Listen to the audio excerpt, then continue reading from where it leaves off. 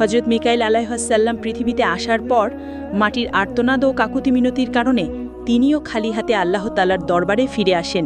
এভাবে হজরত ইসরাফিল আলাইহিসসালামও তিনিও ফেরত গেলেন। এভাবে করে তিনজন ফেরেশতা খালি হাতে ফেরত গেলেন।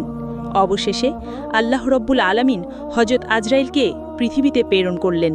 হজরত আজরাইল আলাইহিসসালাম পৃথিবীতে আসার পর মাটি যখন হজরত আজরাইল আলাইহিসসালামকে কাকুতি মিনতি করে বলা শুরু করল, তার কথার জবাবে হজরত আজরাইল আলাইহিসসালাম বললেন, হে মাটি, আমি তোমার কথায় কখনোই ফেরত যাব না, কেননা আল্লাহ তো আমাকে হুকুম করেছেন, আর আমি আল্লাহ তাআলার আদেশ অবশ্যই পালন করব।